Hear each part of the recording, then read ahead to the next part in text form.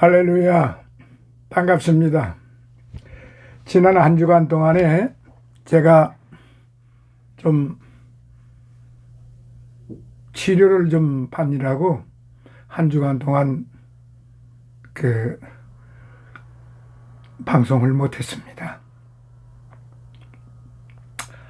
오늘부터 이제 시작을 합니다. 그동안 다들 평안하셨죠? 이제 날씨가 아주 새록새록 피어나는 봄나물들, 봄맞이하는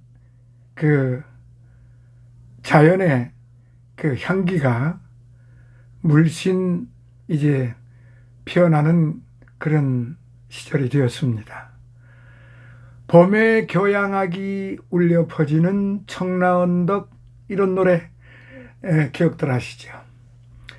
자, 오늘은 이제 기쁘고 즐거운 마음으로 마태복음 22장 시작하도록 하겠습니다. 이제 얼마 남지 않았습니다. 마태복음 28장이기 때문에 이제 얼마 남지 않았어요. 사실은 좀 지리하고 지금 마태복음만 21장까지 편수가 110편이 나와 있습니다. 굉장히 깁니다.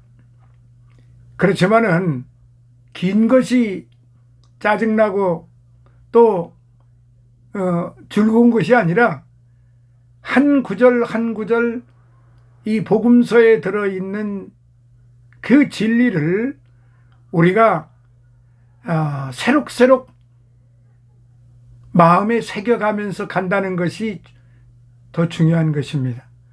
많이 하고 빨리 지나간다고 해서 좋은 것만은 아니네요.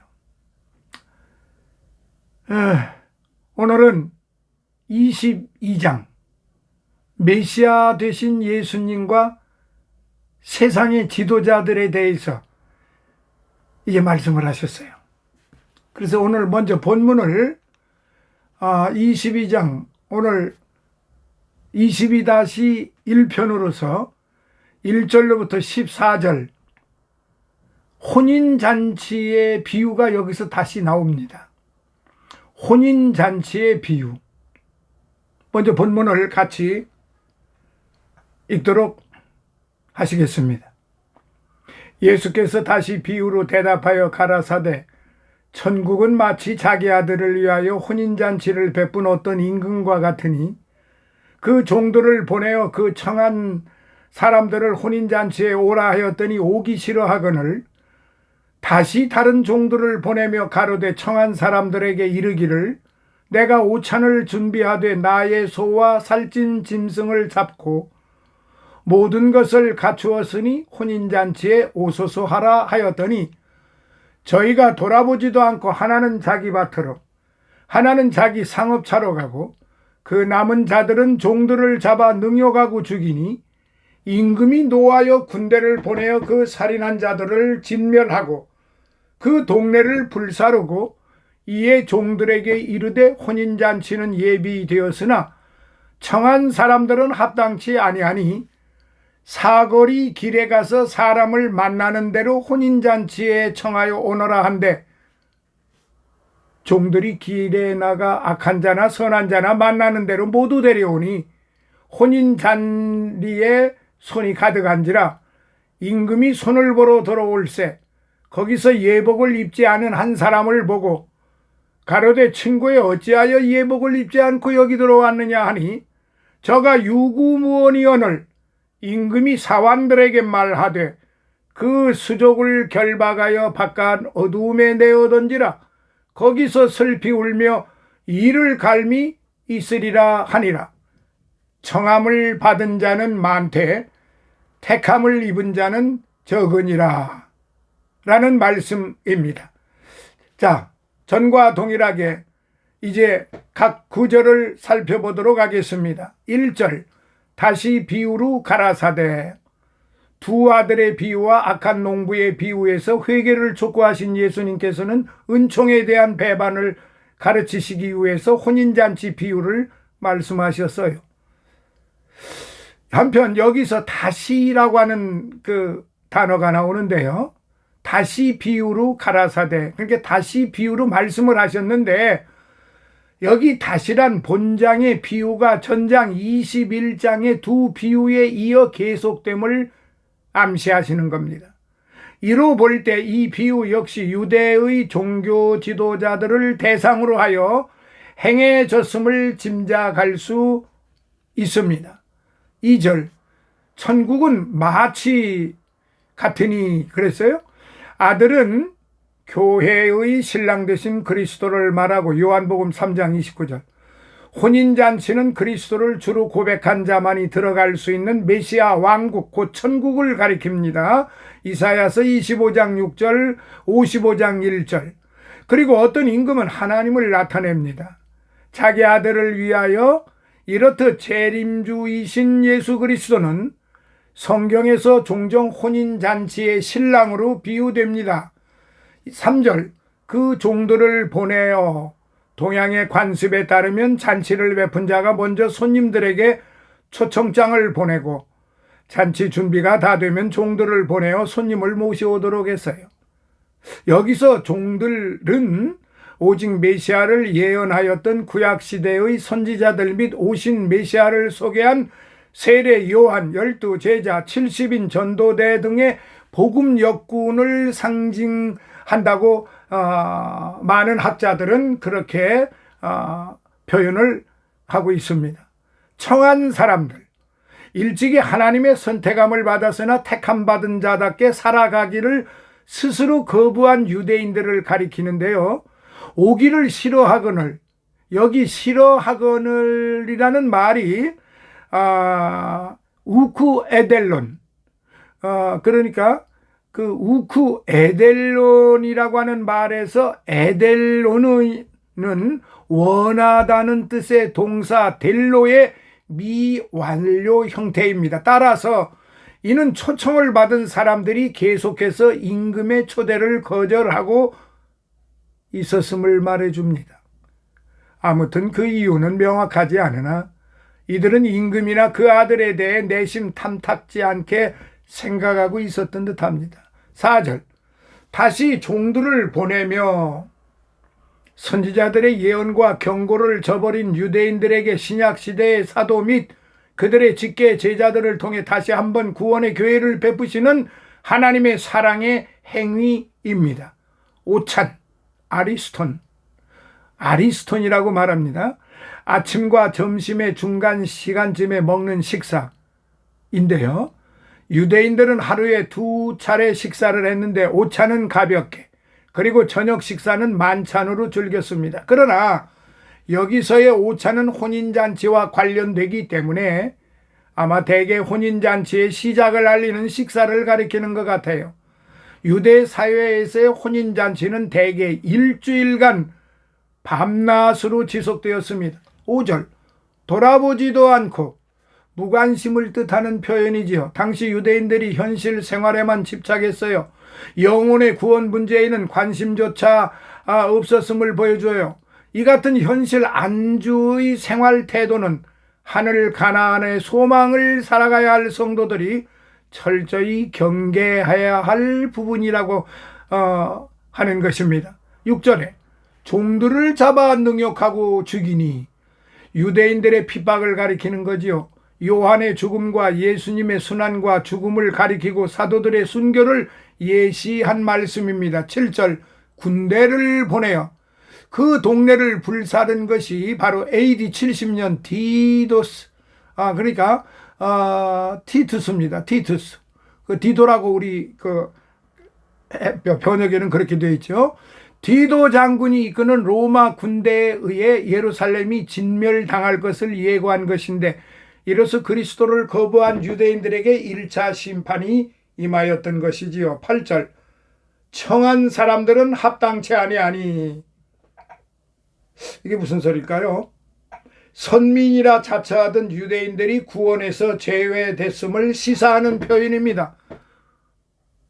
그들은 복음을 거부함으로써 하나님 나라의 상속자 반열에서 제외되었어요. 사거리 길 9절에 도시에서 지방으로 갈리는 중심부 혹은 사방으로 나누어지는 중심지로서 많은 사람이 모여드는 것을 말하는데, 이는 특히 이방인 선교에 대한 여러 암시를 제시하는 장소라고 봅니다. 누가복음 14장 23절. 만나는 대로 모두 데려오니, 이거 굉장히 중요한 얘기예요.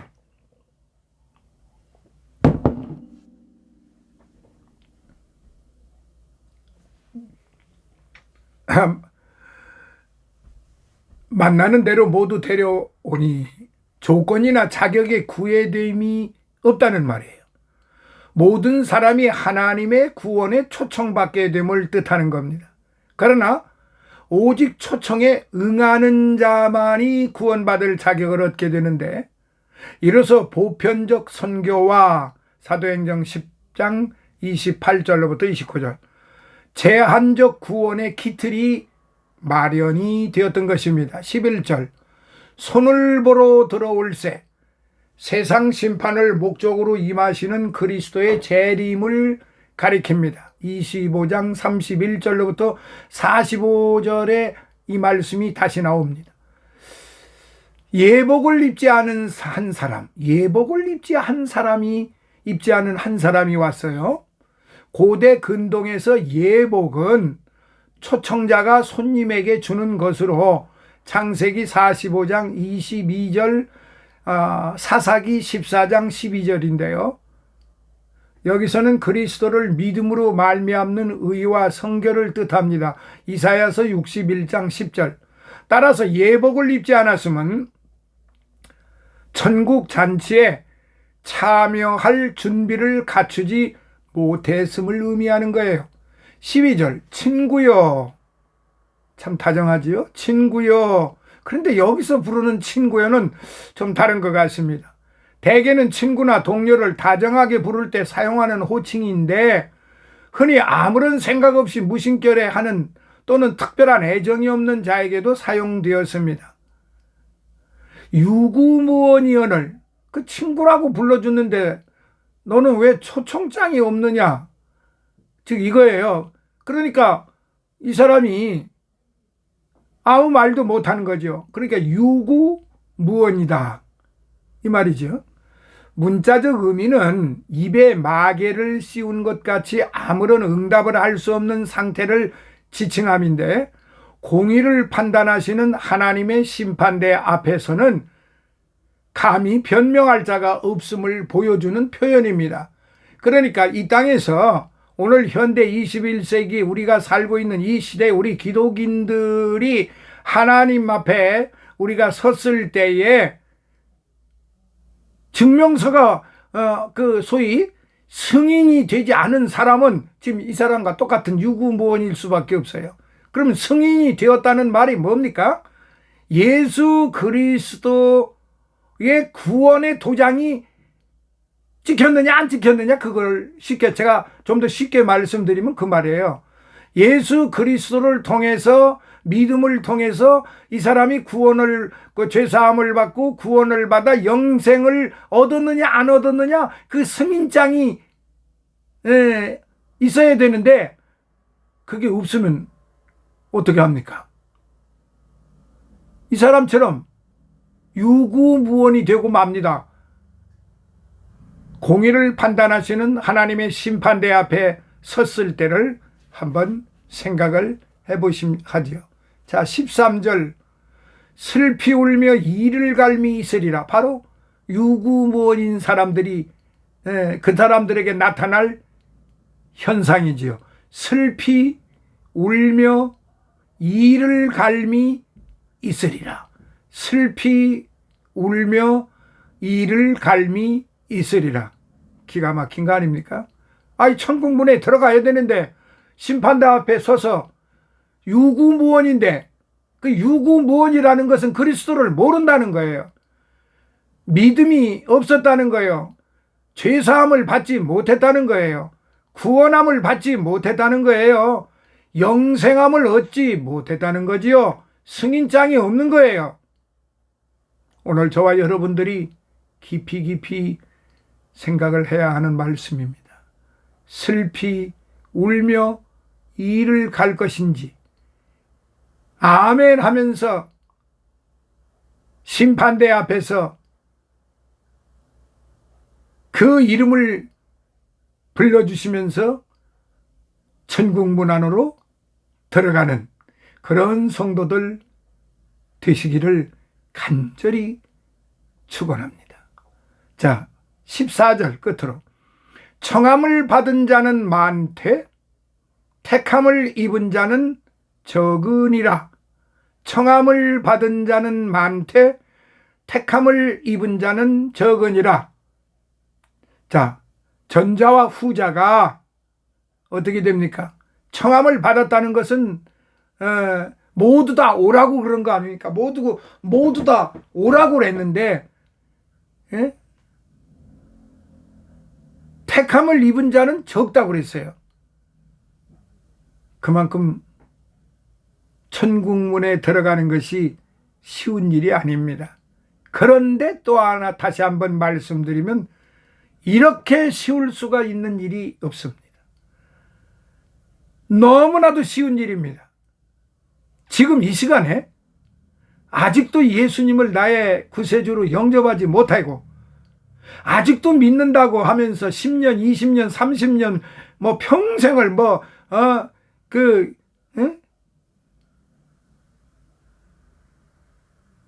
잉태 중에도 믿었다고 그렇게 고백을 하는 사람들이 한두 사람이 아니에요.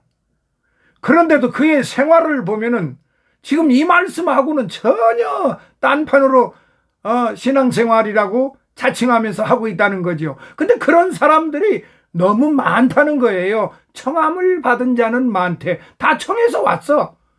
다 청해서 왔는데 승인장이 없는 거예요. 승인장을 받은 사람들은 적은 거예요. 승인장을 받았다는 말은 택함을 받았다는 말이잖아요. 사랑하시는 성도 여러분, 지금 이 시간 이 말씀을 들으시면서 내가 택함을 입었다고 확신하는 분들은 아멘 하세요.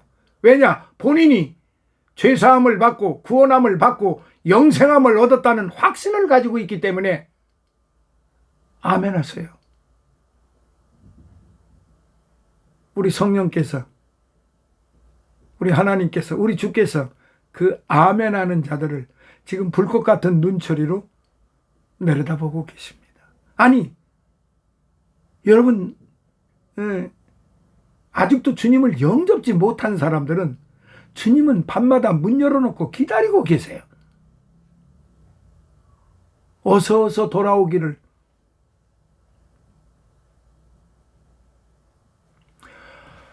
자, 이렇게 해서 각 절을 살펴보았습니다. 자, 성도 여러분, 오늘 우리가 깊이 생각해야 될 이 문제, 죄송합니다. 제가 목마른 문제가 생겨가지고 좀 그렇습니다. 예수님의 그 고난주간 일주일 중에서 셋째 날, 즉 화요일에 일어난 사건이 본장에서 계속 언급되고 있어요. 특히 22장에는 하나님께서 보내신 메시아를 거부하는 유대인들의 어리석은 모습을 적나라하게 폭로하는 혼인잔치의 비유와 유대의 종교 지도자들이 작당을 해가지고 예수님에게 음모에 가득 찬 질문을 연속적으로 던지는 왜곡된 모습이 15절로부터 46절에 나타나 있어요. 결국 이와 같은 22장의 내용은 오랫동안 고대하던 메시아가 마침내 죄인을 구속히 위해 이 세상에 왔지만 오히려 거부해버리는 어리석은 유대인들의 잘못을 지적하고 있는 것입니다. 그리고 악의에 찬 질문으로 메시아를 시험하는 종교 지도자들의 폐허감을 부각시키고 있습니다. 아울러 계속되는 주위의 음모와 시험에 지혜롭게 대처하시고 대답하심으로써 신적 권위를 더해 가시는 메시아 예수 그리스도의 능력도 부각시키고 있다는 점을 우리는 확실히 알고 22장은 다섯 부분으로 나누어져 있어요. 다시 말씀드리면 1절로부터 13절까지 혼인잔치의 비유의 말씀, 15절로부터 22절까지는 세금 납부, 즉 납세에 대한 바리새인들의 질문에 대한 것, 그리고 23절로부터 33절까지는 부활에 관한 사두개인들의 질문에 답변하시는 것, 그리고 34절로부터 40절까지는 제일 큰 계명이 무엇인가, 제일 큰 계명에 대해서 말씀을 하셨고, 끝으로 다섯 번째 41절로부터 46절은 바리새인들에 대한 예수님의 질문이 나옵니다. 이렇게 다섯 부분으로 22장은 꾸며져 있습니다. 그래서 오늘 첫 번째 시간 1절로부터 14절까지 이 혼인잔치의 비유의 시간이 이었습니다. 이 부분에 대해서 이제 저는 이 부분에 대해서 이렇게 말씀을 좀 드리고 싶어요. 혼인잔치의 비유는 가장 종교적임을 자부하는 유대인들이 오히려 여호와 신앙과 참 메시아를 배격함으로써 끝내 맞게 될 비극적인 최후를 가르친 부분입니다. 이들 앞선 두 아들의 비유 21장 28절로부터 32절, 악한 농부의 비유 21장 33절로부터 46절과 그 맥을 같이 하고 있습니다. 한편 본 비유를 분석해 보면은 아주 중요합니다. 잘 기억해 두세요. 첫 번째, 초청자, 천국 잔치의 주역인 하나님입니다. 두 번째, 대상자, 먼저는 유대인입니다. 그 후는 모든 인류입니다. 그리고 세 번째, 종들입니다. 구약 예언자 및 메시아, 복음 사역자. 그리고 네 번째는 초청 방법이에요. 하나님의 주권적인 부르심이 있습니다. 무조건적인 그 부르심이에요. 제가 지금 하나님의 주권이라고 그랬죠. 맞습니다. 다섯 번째, 피초청자의 자세. 부르심의 응답, 회개 신앙 임무이다. 그리고 여섯 번째, 초청을 배척한 자의 최후가 나옵니다. 천국 밖에서 영영이 슬피 울며 이를 갈고 있다는 사실입니다. 자, 이 부분에 대해서 22장 1절로부터 14절의 이 부분에 대해서 이제 첫 번째, 예비된 구원의 잔치. 본문에서 알 수 있듯이 자비로우신 하나님은 당신의 뜻을 배역함으로써 종래 죽을 수밖에 없었던 영혼들을 위하여 훌륭한 음식을 곁들인 멋진 잔치를 예비해 두셨어요. 이것이 바로 예수 그리스도에 의한 구원의 잔치인 것입니다. 특히 이 구원의 잔치는 이 땅에서 누리는 안락이나 행복과는 비교할 수 없는 것으로서 그 안에는 현세의 위로를 초월하는 모든 것들과 영원한 행복이 넘치도록 충만합니다. 거기에 죄사함, 양심의 평화, 하나님의 호의, 복음에 나타난 모든 약속들, 그 속에 포함된 모든 부요함, 은혜의 보좌로의 접근, 성령의 위로, 영생의 굳건한 소망 등이 준비되어 있습니다. 두 번째, 잔치에 먼저 청함받은 자들이 이를 거절했다는 사실입니다. 그런데 이 잔치에 첫 번째로 초대된 사람들은 유대인이었습니다. 그들은 비유 속에서 청함받은 자들이 이를 거부한 것처럼 그 초대를 거절했어요. 즉 하나님의 나라가 임박했다는 구약의 예언, 그리고 같은 것을 외친 세례 요한, 나아가 예수님까지도 유대인들에게 받아들이지 않았던 것이지요. 이러한 그들의 거절에도 불구하고 당신이 부활하신 이후 사도와 사역자들을 유대인들에게 보내어 하나님 나라가 임박했다는 사실을 말하게 하고 그 초대에 응할 것을 설득했어요. 그러나 유대인들은 끝까지 그것을 받아들이지 않았습니다. 이처럼 죄인들이 예수 그리스도에게로 나오지 않고 따라서 구원받지 못하는 것은 그들 자신에게 기회가 주어지지 않아서 그런 것이 아니라 그들 스스로가 그렇게 하려고 하지 않았기 때문입니다. 즉 예수 그리스도에 의해 이루어진 구원의 밝은 빛이 이 세상에 멸망받을 수밖에 없는 죄인들에게 비추어졌으나 죄인 스스로가 관심을 갖지 않았던 것이지요. 따라서 이렇듯 죄로부터 즉시 돌아서서 회개하지 않는 자, 즉 자기 영혼에는 무관심하고 오직 세상적 사업과 그에 따른 이익에만 관심이 있는 자들은 진정 그것 때문에 영원히 멸망하고 말 것이에요. 누가복음 14장 18절로부터 20절 24절에 물론 우리들은 본문의 농부들이나 상인들처럼 이 땅에서도 열심히 살아야 하고 기뻐해야 합니다. 그러나 이 세상에서 무엇을 하든지 그것이 예수님과 우리들 사이의 방해적 요소가 되도록 해서는 안 됩니다. 실로 우리는 무엇보다도 우선순위를 주 예수 그리스도와 그분의 일에 두어야만 합니다. 6장 33절에 그러할 때 우리의 일생은 하나님의 든든한 후원을 맛보며 진행될 것입니다. 자, 끝으로 셋째, 잔치의 초대를 거절한 사람들의 파멸.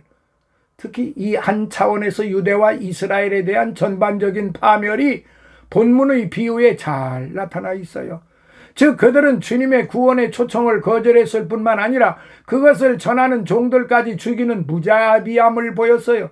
그리고 이러한 예수님의 신실한 제자들에 대한 유대인들의 학대는 그들이 어느 정도까지 죄악에 오염되어 있었는지를 단적으로 보여주는 것이었습니다. 그들에게 있어서 예수 그리스도의 희생은 아무런 의미도 없었으며 이에 따라 그들은 그리스도를 통한 구원의 길을 상실한 채 진멸될 수밖에 없었던 것입니다. 네 번째, 하나가 더 있군요. 두 개가 더 있습니다. 죄송합니다. 시간 관계상 요 네 번째부터는 다음 시간에 연결해서 말씀드리도록 하겠습니다. 감사합니다. 다음 시간에 다시 보겠습니다.